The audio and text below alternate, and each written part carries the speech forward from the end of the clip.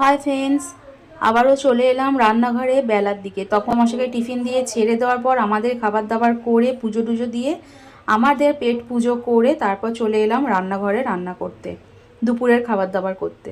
তো এখানে দেখছো উচ্ছে কাটা আছে, উচ্ছে কেটে ধুয়ে পরিষ্কার করে রাখা আছে। এখানে আছে পাতলা করে ঝোল করবো। মেয়ে ডাল তরি তরকারি কিচ্ছু খেতে চাইছে না, শুধু পাতলা পাতলি খাবার চাইছে এত গরমে। তাই ঝিঙে আলু পেঁপে দিয়ে পাতলা করে ঝোল। আর এখানে আলু পোস্তর জন্য আলু পোস্ত কেটে রেখেছি। আর এই যে বিউলির ডাল সেদ্ধ হয়ে গেছে, শুধু সম্বাদ দেবো। আর এখানে বেগুন উচ্ছে দিয়ে ভাজবো, তাই নুন হলুদ মাখানো হয়ে গেছে। আর এখানে ভাজবো চিচিঙ্গা ভাজা। এই যে সব ধুয়ে টুয়ে পরিষ্কার টরিষ্কার করে আর নুন হলুদ মাখানো হয়ে গেছে। পোস্তর তরকারি তো করবোই, যদি পারি একটুখানি পোস্ত ঝালও করে নেবো।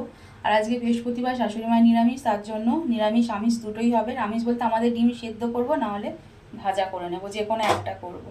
তো চলো রান্নাবান্না করে নিই। আজকে একটুখানি বেরোতে হবে, একটা জায়গায় যাব। আর এত রোদ বেরোচ্ছে না, ঝড় বৃষ্টি হওয়ার কোনো নামগন্ধ নেই। দিনের দিন গরম বেড়েই যাচ্ছে, আরও বলছে তাপমাত্রা বাড়বে। বাড়ুক, কত বাড়বে, মানুষ তো বেঁচে থাকবেই যতই গরম দিক না কেন। এত রোদ্দুরের মধ্যে বেরোতেই হবে। তো চলো কাজকর্মগুলো করে নিই, কোথায় যাব তোমাদের দেখাবো।